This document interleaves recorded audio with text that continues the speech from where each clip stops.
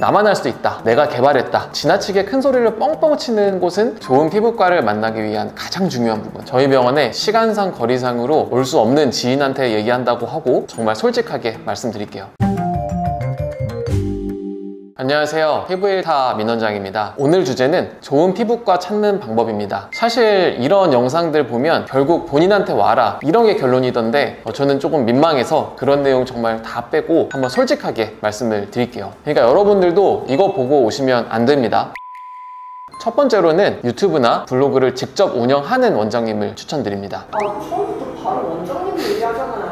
정말로 그런 게 아니고요. 제가 아무리 처음부터 그러겠어요. 다 이유가 있습니다. 요즘은 저 말고도 정말 많은 원장님들이 유튜브나 블로그를 직접 운영하시잖아요. 근데 일단 컨텐츠를 한 편 만들려면 공부를 많이 해야 돼요. 당연히 공부를 많이 하는 원장님들이 실력이 좋을 확률이 높겠죠. 그리고 영상이나 글에서 원장님의 시술 철학이 보이는 경우가 많아요. 예를 들면 팔자주름 시술을 받고 싶은데 약간은 어색해도 완전히 주름이 쫙 펴지는 거를 선호하는 분들이 있고, 주름이 약간 남아있어도 시술을 받은 듯 받지 않은 듯 자연스러움을 우선으로 선호하는 분들이 계세요. 이런 경우엔 컨텐츠를 통해서 원장님의 스타일을 어느 정도 파악하고 갈 수가 있는 거죠. 그러면 당연히 만족도가 훨씬 더 높겠죠. 그리고 또 어떤 분들은 친근한 원장님들을 선호하시고, 또 어떤 분은 카리스마 있는 원장님을 선호하시잖아요. 이런 것도 다 미리 유추가 가능한 거죠. 그렇다고 무조건 구독자가 많은 피부과를 찾아가라 그런 게 아니고, 유튜브나 블로그를 보고 어느 정도 파악을 하고 가시라는 거예요. 두 번째로는 나만 할 수 있다, 내가 개발했다, 막 지나치게 큰 소리를 뻥뻥 치는 곳은 개인적으로 추천하지 않아요. 우선 경험이 많을수록 다양한 케이스를 보게 되기 때문에 겸손해집니다. 이거는 자신감하고는 좀 다른 거예요. 예를 들어서 제가 주베룩이나 흉터 시술을 많이 하니까 자신은 있지만, 그렇다고 다른 원장님들 시술을 무시해서 저한테 받아야만 효과가 있다고 하거나 저만 맞다, 절대로 그렇게 생각하지 않습니다. 그리고 너무 공격적으로 마케팅하는 곳은 상담이나 시술도 무리하게 밀어붙일 가능성이 크겠죠. 무조건, 절대, 100% 이런 식으로 홍보하는 곳은 추천드리지 않습니다. 세 번째로는 장비를 다양하게 보유한 병원들이 좋을 수는 있습니다. 불필요하게 비슷한 장비를 마구마구 사는 건 자신감이 없어서 그런 걸 수도 있기는 하죠.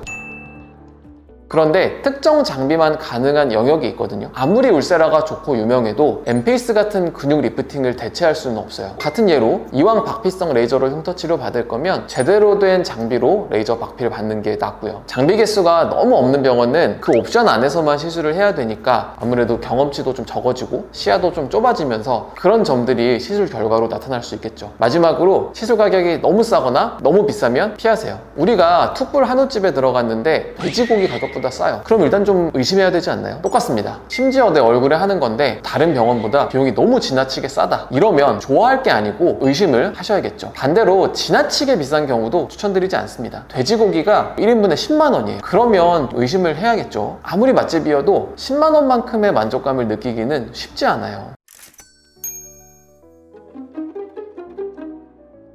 그거는 어떤 시술이냐에 따라서 조금 달라요. 연관성이 있냐 없냐를 보면 좋은데요. 연관성이 있는 시술이면 한 병원에서 받는 게 낫고요. 연관성이 없는 병원이면 사실 편하게 결정하셔도 될 것 같습니다. 예를 들어서 울세라가 유명한 병원에서 써마지를 받으실 거면 같은 병원에서 받으시는 게 낫죠. 그런데 울세라는 A병원, 색소는 B병원에서 받는다고 하면 사실 이거는 시술 간에 큰 연관성이 있지는 않으니까 상관이 없습니다. 그래도 아무래도 한 병원에서 다 받는 게 내 피부라든지 내 니즈도 좀 알 거고 더 잘 챙겨주실 거라서 저는 가급적이면 한 병원에서 받는 것을 더 권장드리긴 합니다.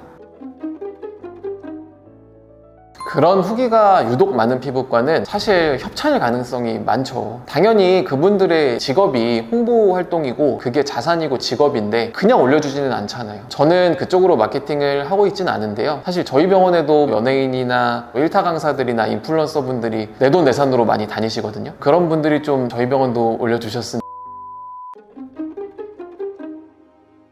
사실 예전에는 키닥터가 되게 의미가 있었어요. 그런데 요새는 셀프 키닥터도 많고 장비만 사면 주는 키닥터도 많아서 사실 크게 의미는 없는 것 같아요.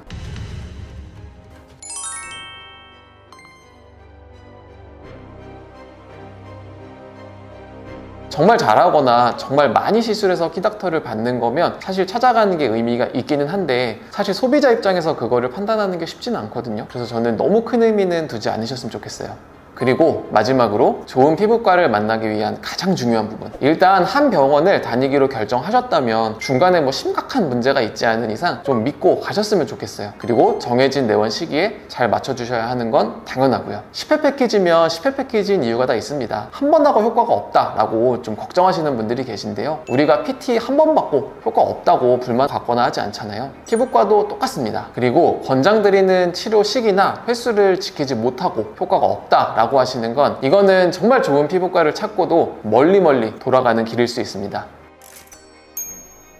오늘은 좋은 피부과 찾는 법을 정말 사심 없이 정말 솔직하게 말씀드렸습니다. 잘 참고하셔서 좋은 피부과에 가셔서 좋은 피부 가지시길 바라겠습니다. 감사합니다.